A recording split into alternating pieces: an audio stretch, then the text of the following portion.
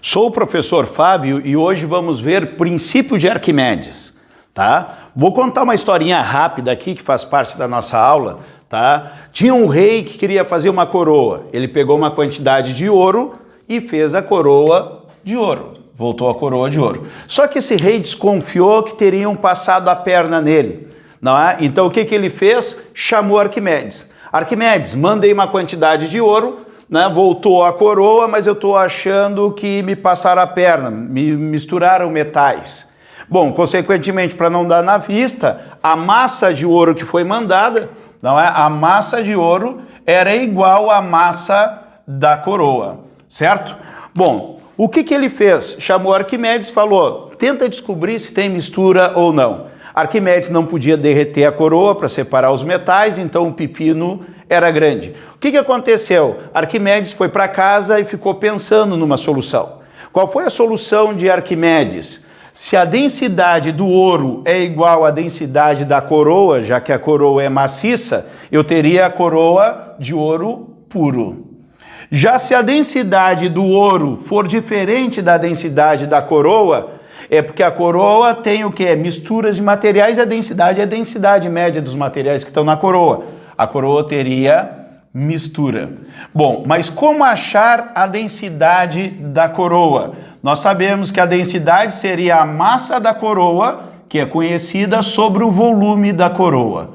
Bom, a massa da coroa é simples, né? Tu põe numa balança e tira a massa. O problema é saber o volume de uma peça totalmente irregular, como é a coroa. Né? Conta a história que Arquimedes, tomando banho, não existia chuveiros na época, ele entrou dentro da banheira e conforme ele entrava dentro da banheira, ele percebeu que a água ia saindo da banheira. Não é? Conclusão que ele chegou, que dois corpos não ocupam o mesmo lugar no espaço. Conforme ele ia entrando, o líquido ia se deslocando para dar espaço para o volume do corpo dele que estava submerso. Aí veio a ideia, se ele pegasse esta água que fosse saindo conforme ele ia entrando e colocasse num recipiente, ele teria exatamente o volume do corpo dele submerso, o volume do corpo submerso. E daí veio a ideia, a grande ideia de Arquimedes, não é? Ele pensou assim, eu pego a coroa, coloco num recipiente com líquido e eu vou marcar o volume que vai se deslocar. Porque o volume de líquido deslocado, o volume de líquido deslocado é igual ao volume submerso do corpo. Isso que a gente vai aproveitar. Com a solução, né, de mergulhar a coroa e medir o volume que foi deslocado, ele saberia o volume da coroa, consequentemente, com a massa, calcularia a densidade e faria a comparação. Diz a história que ele saiu emocionado para contar para o rei e nem se vestiu. Saiu pelas ruas, completamente nu, gritando, Eureka, Eureka, Eureka, que significa achei, achei, achei a solução. Certo? Bom, isso aqui é pura história, né, que não nos interessa. O que nos interessa mais na física é que o volume de líquido deslocado num corpo é igual ao volume submerso. Só para completar a historinha, diz que foi feito a análise aqui, realmente tinha mistura e o rei mandou cortar a cabeça do cara que mandou fazer a coroa. Mas isso na física não nos interessa em nada. E sim que o volume de um líquido deslocado é igual ao volume submerso. O que tem a ver isso com a nossa aula de hoje? Porque nós vamos falar sobre empuxo, tá? Se você está gostando da aula, dê um like aí embaixo e se inscreva no nosso canal Delta Medicina Online, para novas aulas estarem à disposição para você. Então nós temos aqui, o empuxo é o seguinte, vamos na prática do empuxo. Tu pega uma bola dessas grandes que a gente vê na praia as crianças brincando e tenta afundar ou na praia ou na piscina. Tu vai perceber que quando a bola está boiando, existe um pedacinho dela que está submerso. E conforme tu tenta afundar esta bola, esse volume submerso vai aumentando. E se tu afundar mais a bola ainda, vai aumentando mais ainda.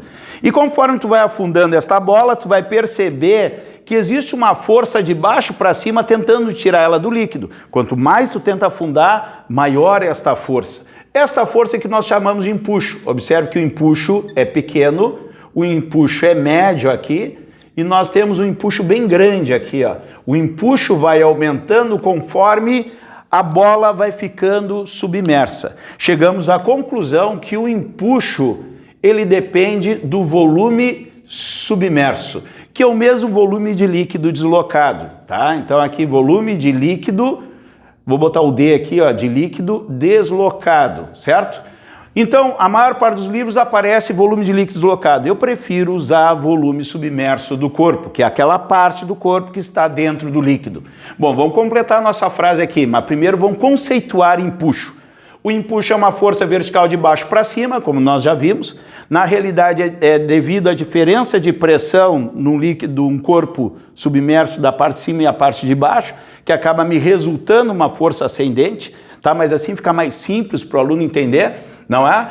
E o valor do empuxo, para deduzir esta fórmula que eu vou botar direta, tu pode igualar ao valor, né, do peso do volume de líquido deslocado. Então, se tu segurou o líquido deslocado do corpo quando tu mergulhou o corpo, né, tu vais ter esse volume, colocar em cima de uma balança, tu tens a massa. Multiplicado pela gravidade, tu vai ter o peso do volume de líquido deslocado. Esse valor coincide com o valor do empuxo, né? Se fosse trabalhar a equaçãozinha, a gente chegaria assim, ó, que o empuxo é a massa específica do líquido vezes a gravidade vezes o volume submerso. Nós sabemos que para líquido a gente pode usar massa específica ou densidade, tá? Os alunos decoram a formulazinha do empuxo da seguinte maneira, que empuxo é devagar. Não tem nada a ver, é só a palavra devagar. Por quê? Porque o empuxo é a densidade do líquido vezes o volume submerso vezes a gravidade, certo? Como é uma força, a unidade é em Newton. Bom, mas nós temos uma coisa bem importante aqui, que é o que nós chamamos de peso aparente. Quem que nunca segurou uma pessoa dentro de uma piscina e falar assim, a pessoa dentro da piscina é mais leve, o peso dela é menor? Não, o peso é exatamente o mesmo. Uma pessoa fora d'água de 60 quilos, por exemplo, ó, se a massa da pessoa é de 60 quilos, ela tem o peso de 600 newton, mas dentro da água continua tendo o peso de 600 newtons. Só que conforme tu coloca a pessoa dentro d'água, vai aumentando esse volume submerso. E se o volume submerso aumenta, dá para a gente analisar que o meu empuxo vai aumentar. Então, quanto mais tiver volume desta pessoa dentro do líquido, que eu vou pintar aqui de verde, ó, quanto mais submerso tiver essa pessoa, maior vai ser essa força de empuxo, que é uma força vertical e para cima. Vamos supor que nosso exemplo aqui, o empuxo deu 400 newtons. Esse cara aqui que está segurando essa pessoa no colo, ele não vai estar segurando mais 600 newtons. Fora d'água, ele segura 600 newtons porque a pessoa tem 60 quilos. Dentro d'água, ele tem os 600 da pessoa para baixo, mas tem um 400 ajudando ele. Então, na realidade, ele vai segurar apenas quanto? A diferença. Ele vai fazer uma força aqui para cima de quanto? Quanto é que vai ser a força que ele vai fazer aqui para cima? Vai ser o que nós chamamos de peso aparente, vai ser de 200 newtons. 200 mais 400 vai ser igual a 600. Então, ele vai segurar e vai parecer, por isso que é aparente, que a pessoa tem 20 quilos, equivalente a 200 newtons. Então, chegamos à conclusão que o peso aparente que a pessoa segura dentro d'água não é igual ao peso real. Isso não é verdade, o peso aparente não é igual ao peso real. O peso que ele segura não é os 600, e sim os 600 menos os 400. Então, o peso aparente vai ser o peso da pessoa menos o empuxo, tá? Não esqueçam que tudo aqui é força, tudo é vetor. Então, eu tenho que o peso aparente é o peso menos o empuxo, certo? Bom, como é que aparece isso nos exercícios? Eu tenho aqui um dinamômetro é um instrumento para medir força e nada mais é do que uma mola, certo? Se eu tiver um corpo aqui com peso de 20 newtons, por exemplo, eu vou ter o peso aqui de 20 newtons. A mola vai descer e vai marcar no meu dinamômetro que tem 20 newtons a força que está fazendo, que é a força-peso nesse caso. Bom, o corpo vai descer deformando a mola e vai parar. Isso significa que ele vai estar em equilíbrio. Significa que eu vou ter aqui uma força elástica do meu dinamômetro igual a 20 newtons, porque ele está em equilíbrio. 20 newtons para baixo, 20 newtons para cima. Agora, se eu pegar esse conjunto dinamômetro e corpo e colocar dentro de um líquido, o que vai acontecer? Eu vou ter aqui o peso de 20 newtons e esta mola está fazendo uma força para segurar esse peso aqui. Da mesma maneira que esse cara aqui está segurando esta pessoa. Só que ele não faz a mesma força do peso. Então o dinamômetro também não vai fazer. Então daí o que vai acontecer? A força do dinamômetro vai ser menor. Eu vou colocar que a força elástica do dinamômetro é 12 newtons. Por que o peso é 20 e o dinamômetro está segurando só 12? Porque tem uma força que está empurrando esse corpo para cima. E essa força é o meu empuxo.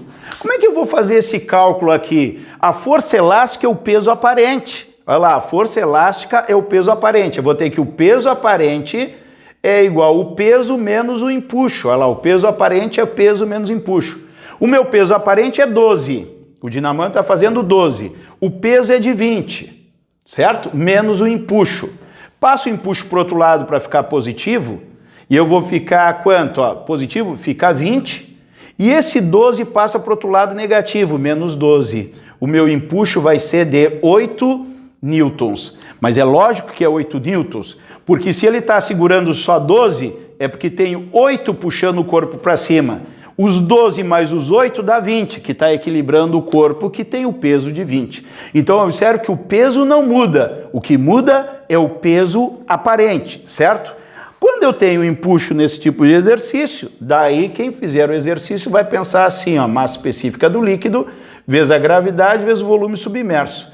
Eu descobri o empuxo e geralmente a gravidade tu tem. Não é? É dado no exercício. Então tu vai ficar entre a pergunta qual é a densidade do líquido ou qual é o volume do corpo que está submerso. Bom, agora a gente vai analisar o que acontece com o corpo no interior do líquido, certo? No interior do líquido. Coloquei um corpo no interior do líquido, é lógico que tem duas forças. Tem o peso do corpo é vertical e para baixo, e eu tenho um empuxo para cima. Vamos analisar quais são as 3 situações possíveis tendo essas duas forças. A primeira, o peso do corpo, que é para baixo, ser maior do que o empuxo para cima. Ou o peso do corpo ser igual ao empuxo, isto em módulo, como eu estou colocando aqui. E a terceira situação, o peso do corpo para baixo ser menor em valor do que o empuxo para cima. O que tu vai fazer? Tu vai relacionar o peso do corpo com a densidade do corpo. Corpo e corpo. Peso do corpo, densidade do corpo. E tu vai relacionar o empuxo tem a ver com o quê? O empuxo tem a ver com o líquido. Então tu vai relacionar empuxo com densidade do líquido. Então se o peso do corpo é maior do que o empuxo, a densidade do corpo é maior do que a densidade do líquido. O que vai ocorrer se o peso do corpo tem valor maior do que o empuxo? Olha para o desenho. Se a força para baixo é maior do que a força para cima, esse corpo ele afunda. Então, quando é que um corpo afunda? Quando o peso é maior do que o empuxo em valor. Mas é mais fácil olhar para cá. Quando é que um corpo afunda? Quando a densidade do corpo for maior do que a densidade do líquido. Vamos imaginar a água. Tudo que é mais denso do que a água, a densidade da água é em torno de 1, tudo que é mais denso do que a água vai afundar. Então, se a densidade do corpo é maior do que a do líquido, ele afunda. Vamos pular para esse terceiro aqui, ó. Se o peso do corpo é menor do que o empuxo, em valor, eu tenho mais força para cima do que para baixo. Esse corpo ele vai subir, ele sobe. É o caso de tu pegar uma rolha, encher o tanque em casa e botar a rolha lá no meio do tanque. Tu vai largar e a rolha vai subir. Por que a rolha de garrafa de vinho, por que a rolha vai subir? Porque ela vai ter o empuxo, que é a força para cima, maior do que o peso do corpo para baixo. E vão relacionar da mesma maneira. Se o peso é menor do que o empuxo, a densidade do corpo é menor do que a densidade do líquido. Uma rolha é feita de cortiça. A densidade da cortiça é menor do que a densidade da água. E qualquer corpo que tenha densidade menor do que a da água, ele vai subir. Então aqui o corpo sobe. E esta situação aqui que o aluno tem que ficar atento. Se o peso do corpo e o empuxo têm o mesmo valor, o corpo está em equilíbrio. Pessoal, equilíbrio. Toda vez que a força resultante num corpo é igual a 0, porque eu tenho duas forças opostas e de mesmo valor, toda vez que a força resultante for igual a zero, o corpo está em equilíbrio. Nesse caso, a densidade do corpo e a do líquido são iguais. E um corpo em equilíbrio, pelas leis de Newton, ele pode estar em repouso, mas ele pode estar também em MRU, tá? Então, não te atira aqui que o corpo está parado. Ele pode estar parado, mas ele pode estar em movimento retilíneo uniforme, por exemplo. Bom, vamos pegar uma situação prática aqui. Os peixes conseguem subir e descer na água. De que maneira que o peixe consegue fazer isso? Observe, a densidade do peixe é a massa pelo volume. A massa do peixe fica praticamente constante. Então, o que ele pode fazer? Ele pode mexer com o volume. Se ele aumentar o seu volume, ele diminui a densidade.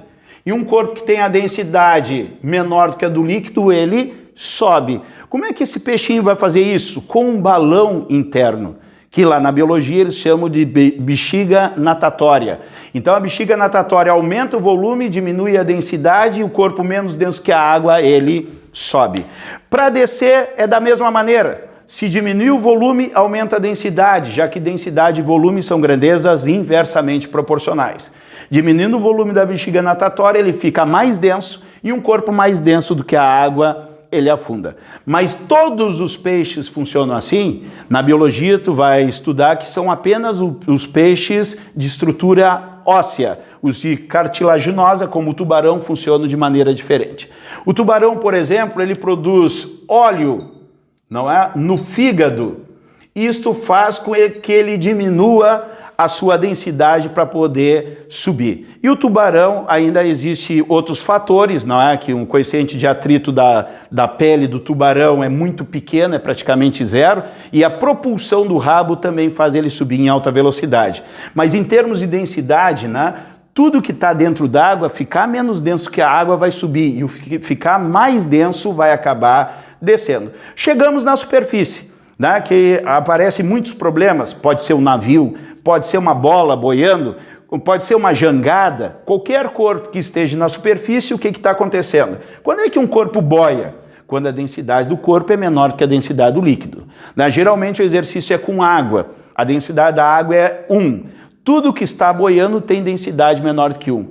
Mesmo um navio super pesado, a densidade do navio é menor do que 1, por isso que ele está na superfície. No momento que passar de 1, esse navio vai ir ao fundo. É o caso do submarino, que ele coloca água dentro dos tanques, a densidade do submarino passa de 1 e ele vai ao fundo.